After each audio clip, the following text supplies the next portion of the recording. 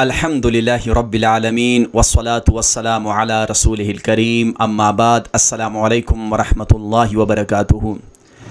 دوستو الحمدللہ اللہ تعالیٰ کی توفیق سے ہمارا مطالعہ شروع ہے شیخ الاسلام ابن تیمیہ کی کتاب عقیدۃ الواسطیہ کا۔ پچھلی کلاس میں الحمدللہ ہم نے ایمان کے 6 ارکان کا ذکر کیا تھا کہ ایمان کے 6 ارکان کیا ہے۔ آج تھوڑی سی اس پہ تفصیل سے بات ہوگی، اور جو چھٹا رکن ہے تقدیر کے حوالے سے اس پہ انشاءاللہ ایک الگ ویڈیو بنائی جائے گی۔ تو ایمان کے ارکان میں جو پہلا رکن ہے وہ ہے اللہ تعالیٰ پہ ایمان۔ دوستو اللہ تعالیٰ پہ ایمان کے بارے میں سب سے پہلے تو ہمارا اللہ تعالیٰ کے وجود پہ ایمان ہونا چاہیے کہ اللہ تعالیٰ ہے، اللہ تعالیٰ ہمیشہ سے ہے اور ہمیشہ رہے گا۔ اس کائنات کو بنانے والا اللہ رب العزت ہے۔ اس کے بعد اس کائنات کا رب ہونے پہ ہمارا ایمان ہونا چاہیے۔ اللہ کے وجود پہ ہمارا ایمان، اور اس کے بعد اللہ اس کائنات کا رب ہے، اس چیز پہ ہمارا ایمان ہونا چاہیے کہ اس کائنات کو سنبھالنے والا، اس کائنات کو چلنے آنے والا، اس کائنات کا سارا نظام اللہ سبحانہ و تعالیٰ چلا رہا ہے اور وہ اس کا رب ہے۔ اللہ تعالیٰ جس کو چاہے بے شمار رزق دے، اور جس کو چاہے رزق اس کا تنگ کر دے، جس کو چاہے اولاد دے، جس کو چاہے نہ دے، تو یہ سارے معاملات اللہ سبحانہ و تعالیٰ کے ہاتھ میں ہیں۔ اس کے بعد دوستو ہمارا اس چیز پہ ایمان ہونا چاہیے کہ اللہ رب العزت، صرف اللہ رب العزت عبادت کے لائق ہیں۔ ہر قسم کی عبادت صرف اللہ تعالیٰ کے لیے ہونی چاہیے، اللہ کے علاوہ کوئی عبادت کے لائق نہیں۔ ہمیں اس بات کو اقرار دل سے بھی کرنا ہے، زبان سے بھی کرنا ہے، اور اپنے اعمال سے بھی یہ چیز بتانی ہے کہ ہم صرف اللہ تعالیٰ کی عبادت کرتے ہیں۔ جس چیز کو بھی یا جو چیز بھی اسلام میں، شریعت میں عبادت ہے تو وہ چیز صرف ایک اللہ کے لیے ہوگی، چاہے وہ نماز ہو، چاہے روزہ ہو، چاہے زکوٰۃ ہو، چاہے شدید خوف ہو یا شدید محبت ہو، یہ بھی صرف اللہ تعالیٰ کے لیے ہونا چاہیے۔ جیسے اللہ سبحانہ و تعالیٰ قرآن کریم میں فرماتا ہے کہ دنیا میں ایسے بھی لوگ ہیں جو اللہ کے ساتھ دوسروں کو شریک کرتے ہیں، وہ ان سے ایسی محبت کرتے ہیں جیسی محبت اللہ سے کرنی چاہیے، اور اللہ آگے فرماتا ہے مومن اللہ سے شدید محبت کرتے ہیں۔ تو عبادت صرف نماز، روزہ، زکوٰۃ، حج تک یہ لمیٹڈ نہیں ہے، بلکہ عبادت میں آپ کی فیلنگز بھی آتی ہے، آپ کی شدید محبت، آپ کی انکنڈیشنل تابعداری، اوبیڈینس، یہ صرف ایک اللہ کے لیے ہونی چاہیے۔ سمعنا و اطعنا، یہ صرف اللہ تعالیٰ کے لیے ہونا چاہیے، اور اللہ کے حکم سے اللہ کے رسول صلی اللہ علیہ وسلم کے لیے۔ کیوں؟ کیونکہ رسول کی اطاعت کا حکم اللہ رب العالمین نے دیا ہے۔ تو دوستو عبادت صرف اللہ کی۔ اسی طرح دعا، جس کو حدیث میں عبادت کہا گیا ہے، نبی علیہ السلام نے فرمایا دعا عبادت ہے، تو دعا بھی صرف ایک اللہ سے مانگنی چاہیے۔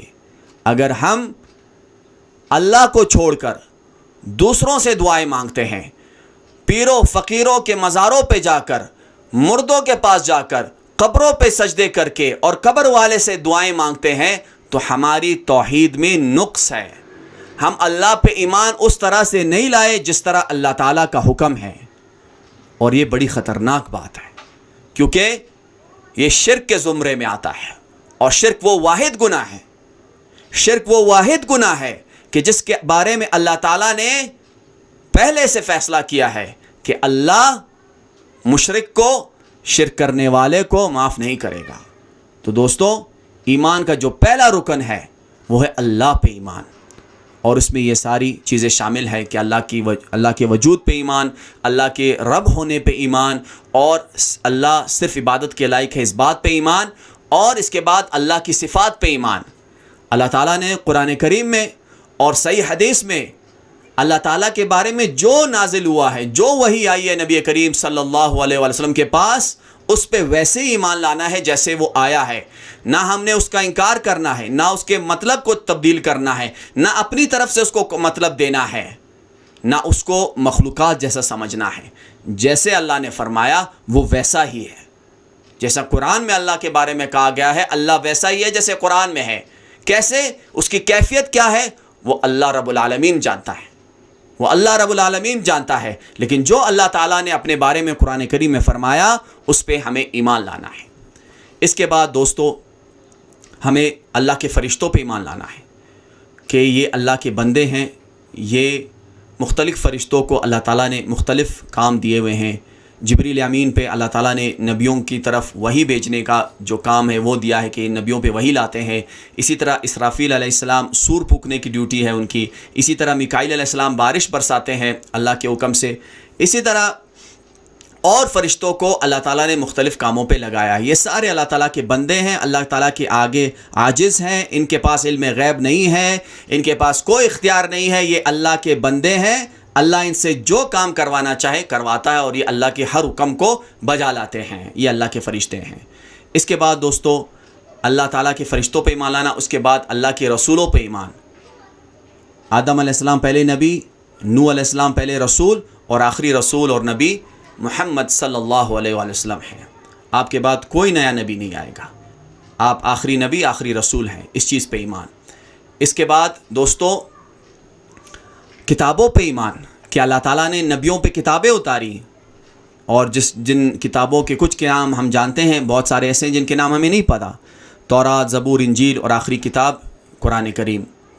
اس پہ ہمارا ایمان ہونا چاہیے کہ اللہ کی طرف سے ہے اور یہ اللہ نے رسولوں پہ بھیجی، لیکن عمل جو ہے وہ آخری کتاب قرآن کریم پہ ہوگا، کیونکہ قرآن کریم کے آنے کے بعد اب کسی اور کتاب پہ، اب کسی پچھلی کتاب پہ عمل نہیں ہوگا۔ جو عمل ہوگا وہ قرآن کریم پہ ہوگا، اور قرآن کریم کی تشریح صحیح حدیث ہے۔ نبی علیہ السلام کو اللہ تعالیٰ نے قرآن کی تشریح کرنے کی ڈیوٹی دی تھی، آپ کو حکم دیا تھا کہ ہم نے آپ کی طرف جو نازل کیا ہے آپ بتائیں لوگوں کو کہ ہم نے ان کی طرف کیا وحی کی ہے۔ تو حدیث قرآن کی تشریح ہے، تو حدیث کو قرآن سے الگ کرنا اور یہ کہنا کہ قرآن پہ عمل کیا جائے گا حدیث پہ نہ کیا جائے گا، یہ اصل میں قرآن کا انکار ہے، یہ اللہ تعالیٰ کے حکم کا انکار ہے۔ تو حدیث قرآن کی تشریح ہے، اور قرآن کو سمجھنے کے لیے حدیث کو سمجھنا ضروری ہے۔ تو قرآن پہ عمل ہوگا اور حدیث کی تشریح کے ساتھ۔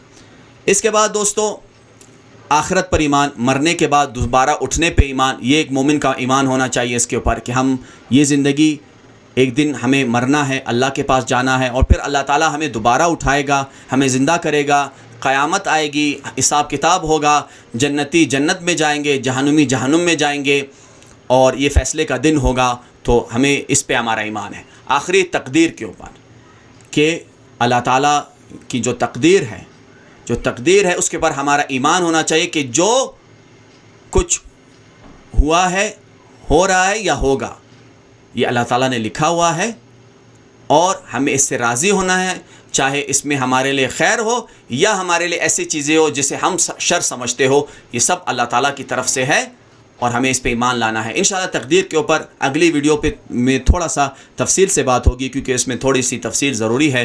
اللہ تعالیٰ ہمیں توفیق دے کہ ہم صحیح معنوں میں اللہ تعالیٰ پہ ایمان لائے، اور ہم صحیح معنوں میں اللہ کے رسول صلی اللہ علیہ وسلم کی تابعداری کریں۔ وآخر دعوانا ان الحمد للہ رب العالمین، والسلام علیکم ورحمۃ اللہ وبرکاتہ۔